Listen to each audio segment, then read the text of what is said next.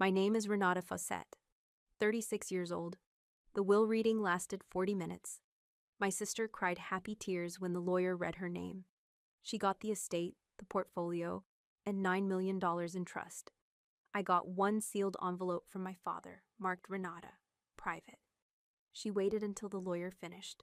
Then she walked over to me in front of 27 people and said, "I think you should leave now. This house is mine." And honestly, it always should have been. I looked at her once. Then I folded the envelope, put it in my jacket, and walked out. 3 weeks later, she was at my apartment door. No lawyer, no Fletcher, just Cordelia, alone, holding a letter from the IRS, asking me what our father's private note had said. This is what happened in between. My father, Theodore Fawcett, built Fawcett Capital Group from one rental property in Thousand Oaks to a 6-property commercial portfolio spanning California, Arizona, and Colorado. He did it over 30 years. He did it quietly, without press releases or LinkedIn posts. And he did it by trusting very few people with the details that actually mattered. I was one of them. That part took me a long time to understand, because from the outside, it never looked that way. From the outside, Cordelia was the daughter he was proud of. She was the one he took to industry dinners, the one he introduced to partners at Christmas parties. She was 4 years older than me, polished in ways I was not, and she understood instinctively how to work a room in a way I never bothered to learn. Our father would stand next to her at these events, and you could see it. The ease between them, the way he smiled when she talked, the way people assumed she was the one who would one day run things. What those people did not see was that Cordelia had never once sat in our father's office past 9 o'clock at night, reviewing a refinancing package. She had never negotiated a lease renewal with a commercial tenant in Scottsdale. She had never filed an IRS compliance report, let alone designed the tax structure that made the whole portfolio significantly more profitable. I had, for 8 years. My title at Fawcett Capital Group was Operations Coordinator. That was what it said on my email signature and on the single business card I was given when I started at 28. My salary was $62,000 a year. For context, the going market rate for someone actually doing my job, managing a multi-state commercial real estate portfolio, handling IRS compliance, and maintaining tenant relationships across 6 properties, was closer to $145,000. I knew that number. I had looked it up. I just never did anything about it. That was not Cordelia's fault. That was mine. But I want you to understand the architecture of how this happened, because it matters for everything that comes later. My father was not a cruel man. He was a precise one. He communicated in assignments, not affirmations. If he trusted you, he gave you harder work. If he did not trust you, he gave you a title. Cordelia got titles. I got the work. And for a long time, I told myself that was enough. That being trusted with the real thing was worth more than being seen with it. I believed that. I am still not entirely sure I was wrong, but I understand now what I lost by believing it. The work I am most proud of, the thing that will become important later, was a cost segregation strategy I built with our accountant, Bertram Hollis, starting in 2020. Cost segregation is not complicated in concept. Instead of depreciating a commercial building over the standard 39 years, you break the property into its component parts: the flooring, the electrical systems, the landscaping, certain fixtures, and you depreciate those components much faster. 5 years, 7 years, 15 years. It's legal, it's common. When it's done correctly, it generates significant tax savings in the short term. I implemented this on 3 of our 6 properties: the LA Commerce Center, the Scottsdale Retail Plaza, and the Denver Office Park. Over 5 years, the accelerated depreciation elections reduced our tax liability by approximately $2.8 million. But cost segregation has one critical condition that most people don't think about until it's too late. If you sell a property that has benefited from accelerated depreciation, the IRS will recapture those benefits. You will owe taxes on the amount you previously deducted, plus interest, sometimes plus penalties. It's called depreciation recapture. Under Section 1250 of the tax code, certain gains on real property get taxed at a higher rate than standard capital gains. In plain language, if you take the tax savings and then sell the property too soon, you give a large portion of those savings back, with interest. Bertram and I both understood this. We had structured the strategy around a long-term hold. We had documented everything: the engineering reports, the cost segregation studies, the depreciation schedules, every basis calculation going back 5 years. All of it lived on an encrypted external hard drive that I backed up every quarter. My father had set the password on that drive. Then, 2 weeks before he was admitted to the hospital for the last time, he changed it. I asked him why. He said, just a precaution. Then he told me the new password. I did not ask anything else. That was the last real working conversation we had.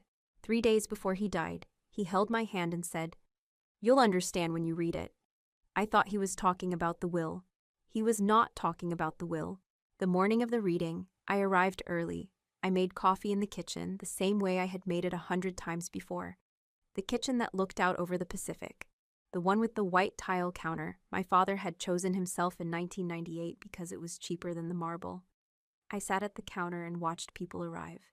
Cordelia came in with her husband, Fletcher. He was a corporate attorney, smart in ways that were specific and limited, wearing a blazer that probably cost more than my monthly rent.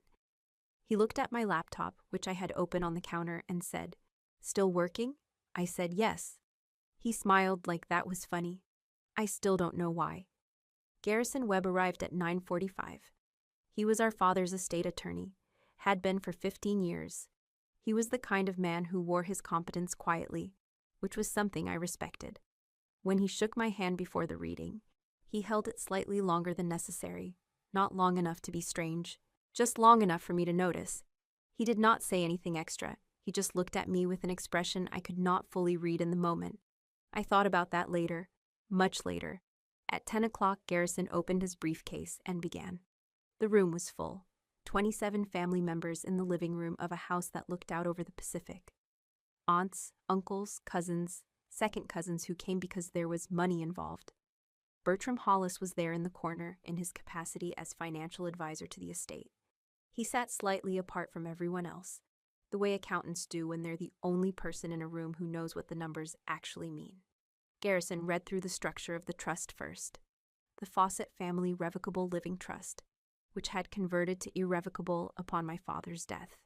Then he moved to the specific bequests: the Malibu property to Cordelia, the 6 commercial properties to Cordelia, 100% of the ownership interest in Fawcett Capital Group to Cordelia, the $9 million liquid trust account to Cordelia. Cordelia started crying before he finished the sentence. Not loud crying, the kind that's been practiced. Then Garrison paused. It was brief, less than 2 seconds, but I noticed it. Bertram noticed it too. I saw him shift in his chair. And to Renata Claire Fawcett, a personal cash bequest of $15,000 and 1 sealed envelope, to be delivered by the undersigned counsel. Someone in the room sighed. I didn't look to see who. $15,000. 8 years. That was the arithmetic they had put on paper.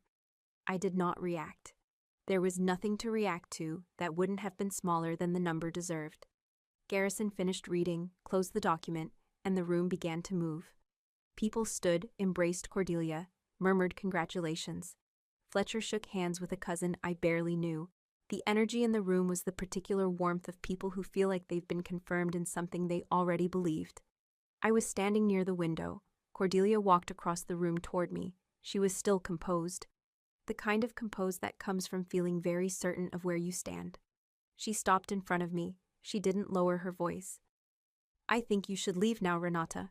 This house is mine, and honestly, you were never really part of what Dad built." 27 people heard that. The room went quiet in the particular way rooms go quiet when something has just been said that cannot be unsaid. I looked at her. 3 seconds. Her face was calm. Fletcher was watching from across the room with an expression that was almost satisfied. Then I smiled. It wasn't a performance. It wasn't cruelty. It was the smile of someone who has just been handed confirmation of something they already knew. Not about the money, not about the house, but about the size of the blind spot standing in front of them. Cordelia's expression shifted. Just slightly. She had expected tears or anger or an argument she could win in front of witnesses. She didn't know what to do with a smile. I picked up my bag, I tucked the envelope inside my jacket, and I walked out. I sat in my car for 12 minutes. I didn't cry. I didn't call anyone. I put both hands on the wheel and looked out at the driveway. The same driveway I had pulled into hundreds of times to drop off documents, pick up signature pages, coordinate with contractors who needed access to the property. 8 years. I thought about the first time my father handed me a lease agreement and said, "Tell me what's wrong with it." I was 28 years old, and I found 4 issues in 40 minutes. He didn't say anything right away. He just took the paper back and fixed the issues. 3 days later, he started CCing me on everything. That was how it began. Not with a conversation or a promotion or a formal acknowledgement. Just a lease agreement and 4 problems and a man who noticed. I thought about all of this. And then I thought, they don't know what they just accepted. The envelope was on the passenger seat. Renata, private, my father's handwriting, blocky, upright, no frills. He wrote on plain lined paper, not letterhead. Never letterhead. I picked up the envelope, then I put it back down. Garrison had told me the night before, when he handed it to me in private. Your father asked that you open it after the reading, not before. I had held it all night without opening it. I wasn't ready to open it in a parking driveway with the sound of the ocean behind me. There were things I needed to settle first. My phone buzzed. Bertram Hollis. I looked at his name on the screen, turned the phone face down, and started the car. He would call again. He always called again. But I needed a few days before I talked to anyone connected to Fawcett Capital. I needed to think without anyone else's urgency filling the space. I moved out of my apartment that week. My father had been covering the rent, not as a gift formally, but as an informal arrangement that had existed for 4 years and that I had never pushed to change. That was another thing I let slide. Another line I didn't draw when I should have.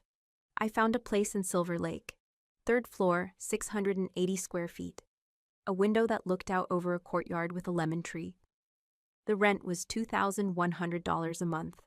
I signed the lease myself. I moved in with 4 boxes and a rolling suitcase. The encrypted drive went into my bag.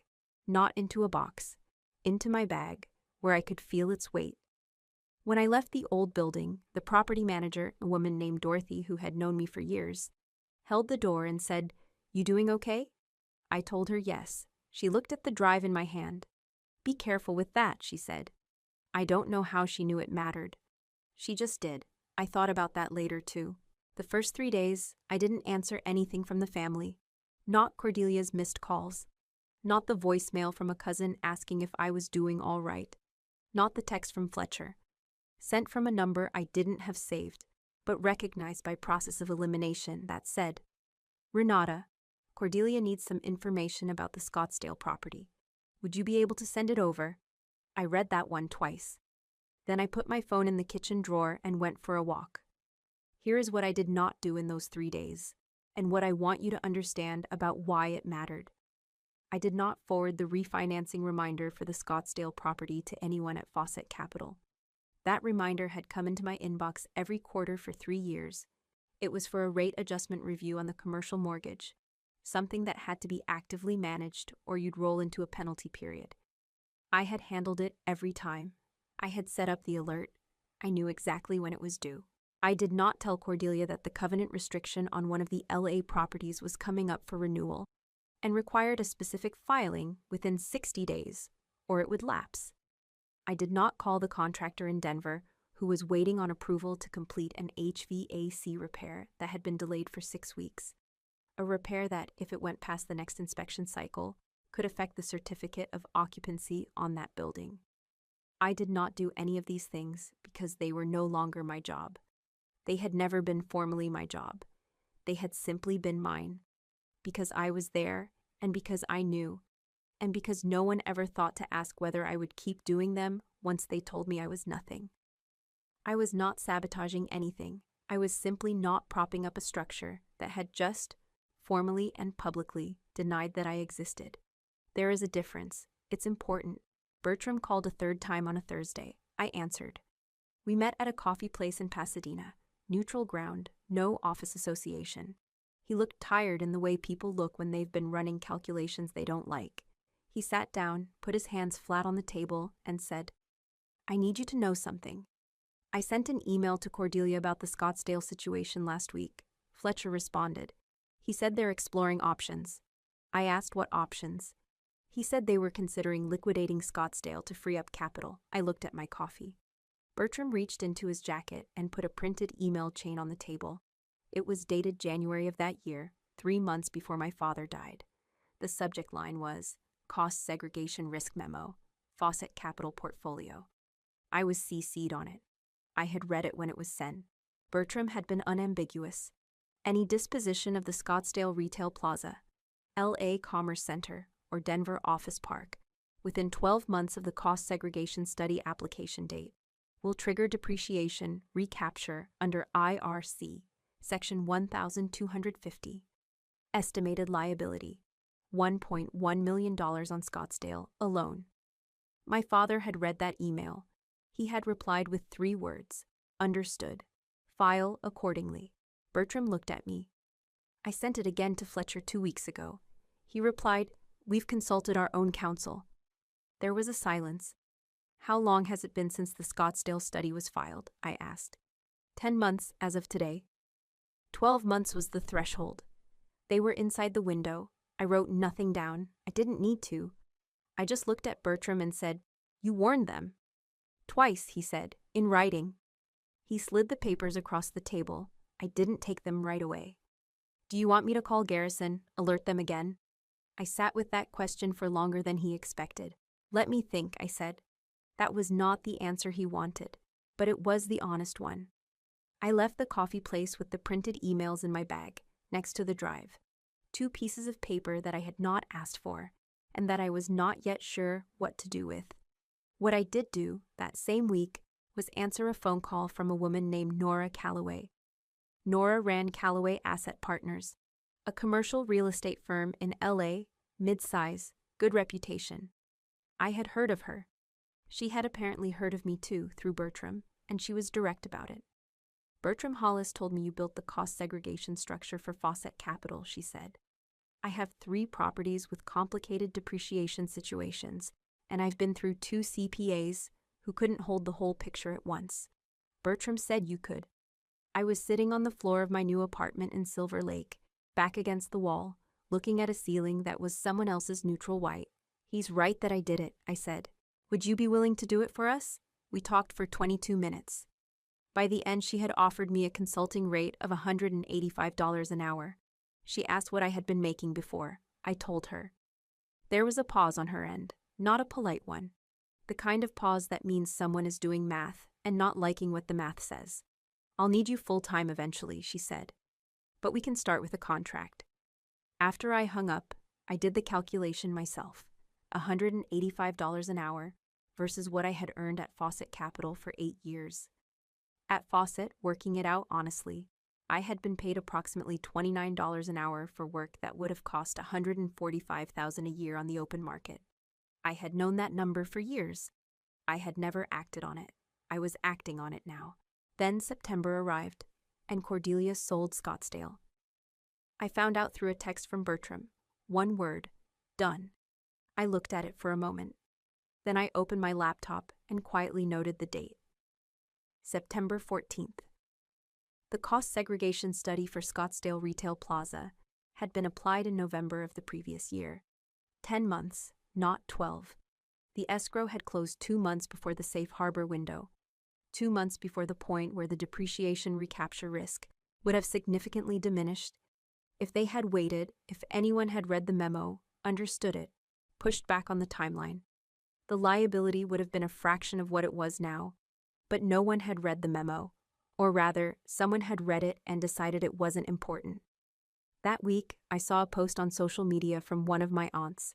She had posted a photo of Cordelia standing in the redecorated Malibu living room, the one where my father's oak desk used to sit, which had been replaced with a glass table. The caption read, "Ted's girl continuing his legacy." It had 43 likes. I looked at it for maybe 4 seconds. Then I took a screenshot and kept scrolling. From the outside, the Cordelia chapter of Fawcett Capital looked like a success story in progress. She had inherited cleanly. She had brought in a property management company, Prescott and Lane, to handle the day-to-day. She had made her first strategic move, liquidating a property for $3.2 million. She was showing up to industry events with Fletcher and fielding congratulatory emails. What no one could see from outside was that the company now had no one who understood its own tax structure. That 3 of its 6 properties had depreciation elections on file that required specific documentation and active management to defend. That a refinancing deadline had just passed without anyone noticing.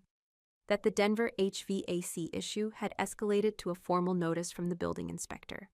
And that the filing cabinet in the old office, the one behind what used to be my father's desk, held copies of things but not originals. The originals were on an encrypted drive in the top drawer of a desk in Silver Lake.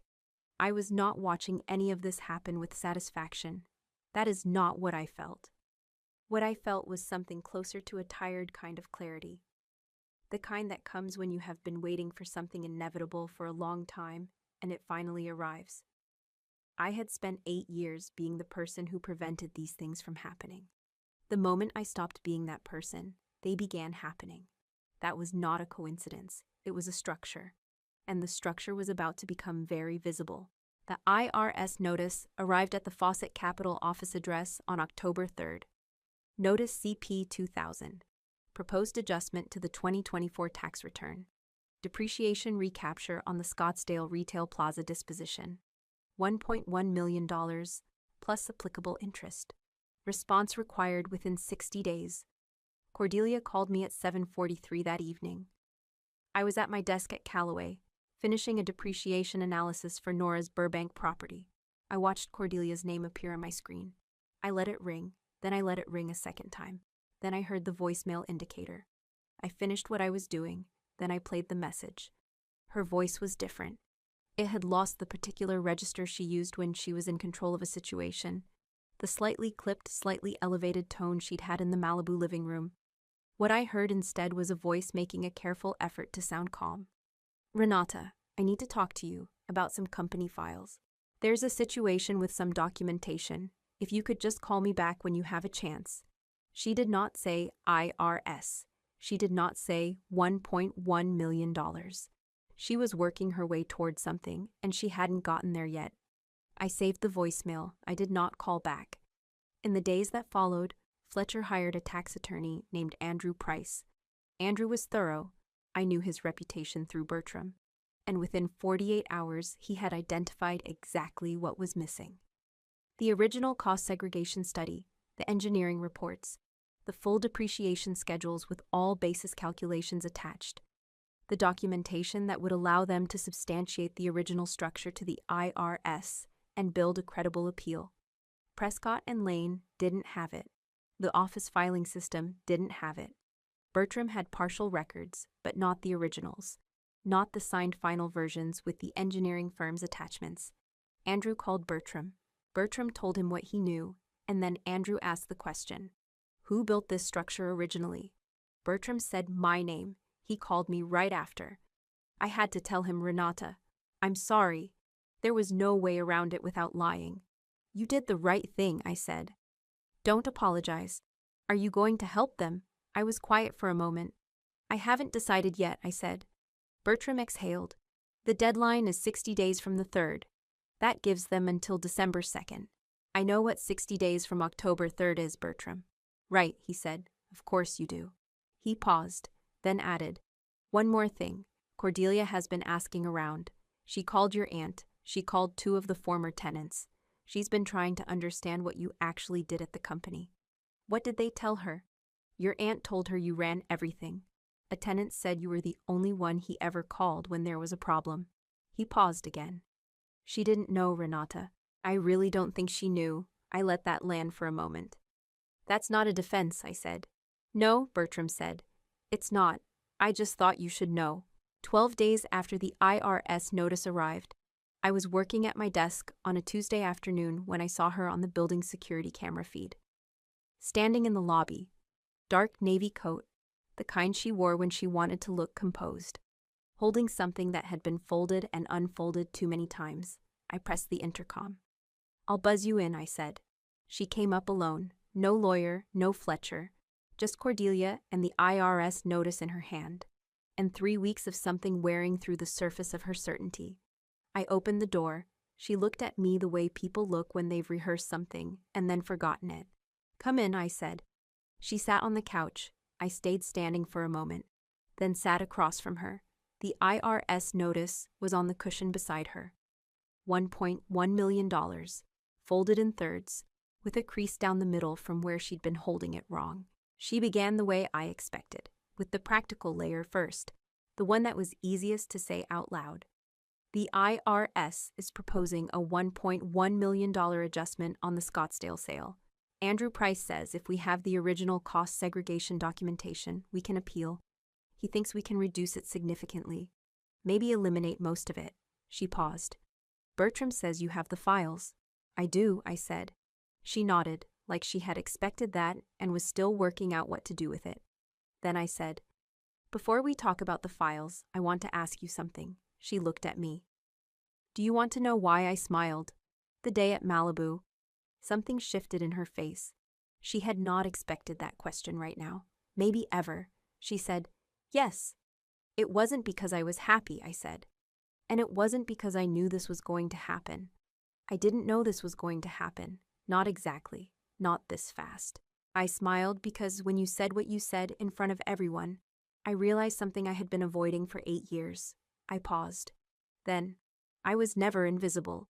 You just didn't look. I said it quietly, not with anger, just with the precision of something that had been true for a very long time. Cordelia held my gaze. She didn't respond immediately. I watched something work through her expression that was not the defensiveness I had braced for. She said, I know, just that. 2 words. Not a full confession, not an apology, not a speech. Just I know. In the voice of someone who had spent the last 3 weeks assembling a picture she didn't want to see and couldn't stop looking at. I didn't say anything. I let it sit there. Then she said something I hadn't prepared for. Dad said something to me once. Years ago, at one of those dinners. He said, Cordelia, some people make something and some people stand in front of it. She paused. He said he hoped I'd figure out which one I was. She looked down at her hands. I thought it was a compliment. I thought he was calling me the maker. I sat with that for a moment. Cordelia, I said, he wrote to you too. She looked up. He wrote a separate letter to you. Her expression changed. How do you know that? Because he told me, in mine. She was quiet. Then, what did his letter to you say? I stood up, went to the kitchen, and put the kettle on. I needed a moment, and I needed her to wait for it.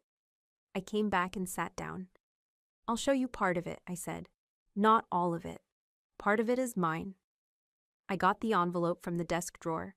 I had read it many times by now. I knew the lines by memory, but I opened it anyway. Because reading it out loud required holding the paper, and I needed to hold the paper. I found the section I had decided on. He wrote, Renata, I'm not leaving the estate to you. Not because you haven't earned it, and not because you don't deserve it. I'm leaving it to Cordelia because I know you will rebuild. Cordelia doesn't have the same foundation, and that is my failure, not hers. What I built with her was a performance of confidence without the roots. I don't know how to undo that while I'm alive, so I'm leaving it in your hands to decide, after, whether you want to help her find what the roots feel like. I stopped there, refolded the letter along its original creases. Cordelia hadn't moved. The kettle began to whistle. I got up and made 2 cups without asking. She drank hers without complaining that she didn't take it plain. After a long silence, she said, He wrote to me too. His letter was different. I waited. He said he was sorry for building me into something that needed external confirmation to feel real. She said it carefully, like she was reading from memory. He said he had taught me to stand in front of things instead of inside them, and that he hoped I'd find the difference. She looked at me across the coffee table. I don't know if that's better or worse than what he wrote to you.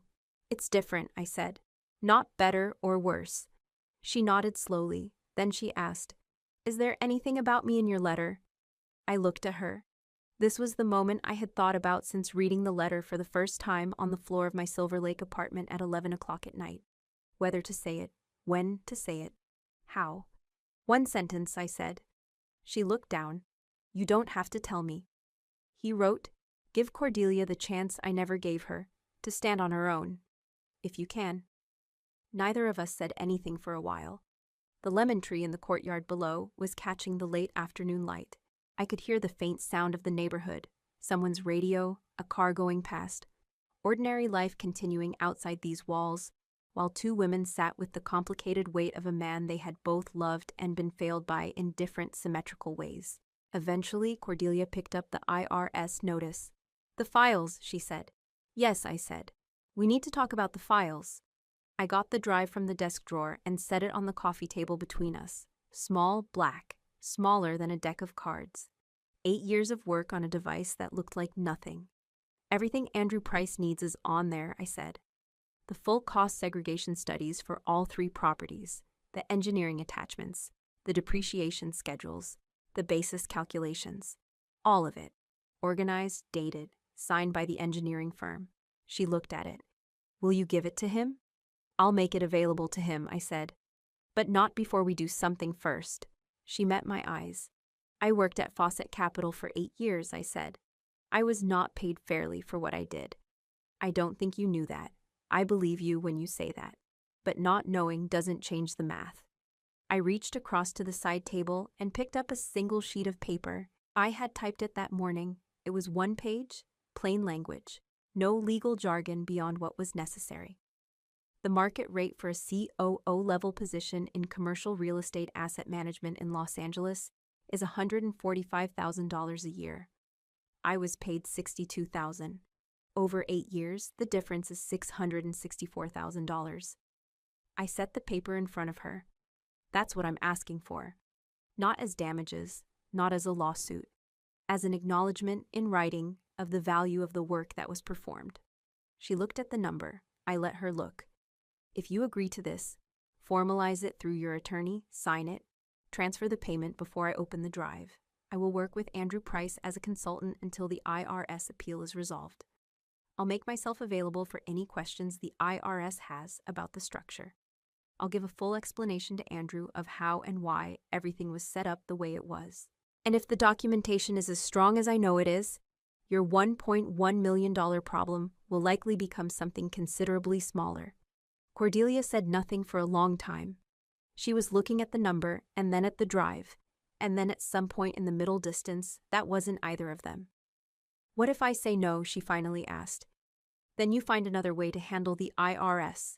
I kept my voice level. I'm not threatening you. I'm not holding anything hostage. The files belong to the company, and I'll hand them over eventually regardless. But I want this resolved first. I want the value of what I did to exist somewhere on paper before I spend another hour of my time fixing a problem I warned against. She looked at me. You warned against it? Bertram did. Twice, in writing. Fletcher received both emails. She closed her eyes briefly. Then she opened them and said, I'll have my attorney look at this. Take the time you need, I said. You have 31 days left on the IRS deadline. She picked up the paper. She picked up the IRS notice. She stood. At the door, she stopped. She turned around. I didn't know, she said, what you were doing there. I genuinely didn't know. I know, I said. That was the problem. She stood in the doorway for a moment.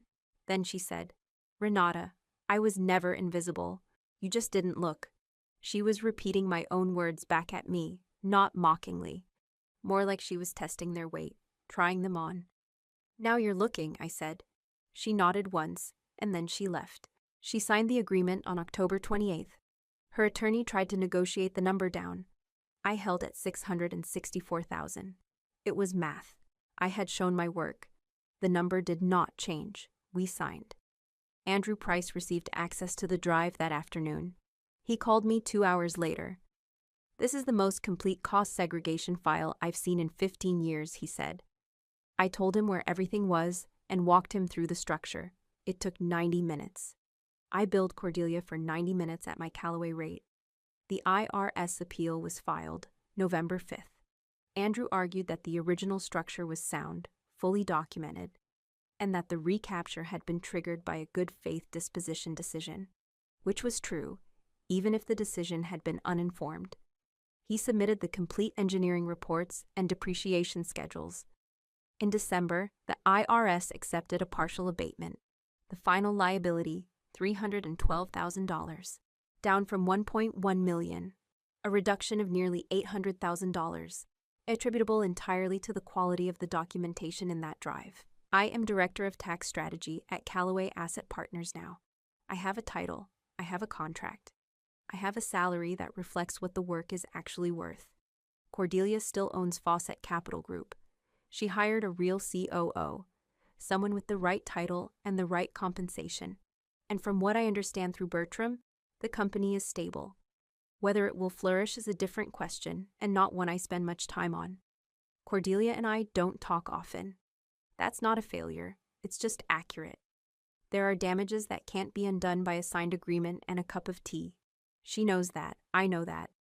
We're both working with what's true, rather than what would be easier. My father's letter is in the top drawer of my desk at Callaway. The encrypted drive is in the drawer below it, locked. Its job is done. I keep it because it is documentation, and I have learned, at some cost, to keep documentation. I think about my father sometimes, about the way he communicated in assignments and not in words, about the fact that he saw what I was worth and told no one while he was alive. Not even me, not directly, not in the language I needed to hear it. I understand what he was trying to do with the estate. I understand why he believed it was necessary. I don't know yet if I've fully decided how I feel about the cost. What I know is this: I was never invisible. I was never nothing. Those things were said and believed by people who had decided not to look. The error was theirs. The work was real, and in the end, the work spoke for itself. Not loudly, not dramatically, but in the way things that are built correctly tend to speak. When the alternative finally falls apart. I was never invisible. You just didn't look. And now, I don't need you to. There is one thing I didn't include in the version of this story I told myself for the first few months. It happened in early December, the week the IRS letter arrived confirming the abatement. I was at my desk at Callaway when my phone showed a number I didn't recognize. I almost let it go to voicemail. Something made me answer. It was a man named Douglas Trent. He was a commercial tenant, the anchor tenant actually, at the LA Commerce Center. He had leased the ground floor retail space for 11 years. He said he had gotten my number from Bertram, and he apologized for calling out of nowhere, and then he said, "I just wanted to tell you something. I don't know if it matters, but I think it should be said." I told him to go ahead. "When your father was sick, the last few months before he passed, I used to see you at the property sometimes, late, after the other tenants had left. You were always checking something, a door that didn't close right, a light in the parking structure. Once you were out there in the rain, looking at a drainage issue that had been backing up. I asked you once why you didn't just call someone to handle it. You said you would, but you wanted to see it first." He paused. "I've had a lot of landlords over the years. I've dealt with a lot of property management companies. The ones that last are the ones where somebody actually looks, where somebody cares enough to stand in the rain and look at a drain." Another pause. "I heard what happened at the will reading. Word gets around. I wanted you to know that some of us saw what you were doing, even if it wasn't our place to say so at the time." I sat very still. "Thank you," I said. "It came out quieter than I intended. I hope wherever you land next is somewhere that deserves you," he said. Then he hung up. I put the phone down on my desk and looked out the window at the parking lot below. Nothing scenic, just asphalt and a row of hedges that needed trimming. And I stayed there for a while. Here's the thing about being unseen for a long time. You adapt to it. You build a kind of interior architecture that doesn't require external light. You learn to know what you're worth without needing someone to confirm it. You tell yourself that's strength, and it is strength, but it is also a form of accommodation. A way of making peace with a condition that should never have been the condition in the first place. Douglas Trent's call broke something open that I hadn't realized was still sealed. Not the injustice. I had made my peace with that or begun to. Not the money, that was settled in writing, which was what I had asked for. What broke open was something smaller and older. The part of me that had spent 8 years working in that company and genuinely not knowing whether anyone outside of Bertram and my father had ever registered that I was there. Someone had been watching, Someone had noticed, not loudly, not in a way that changed anything at the time. But a man who leased a ground floor retail space for 11 years had seen a woman standing in the rain looking at a drainage problem and understood something about what that meant.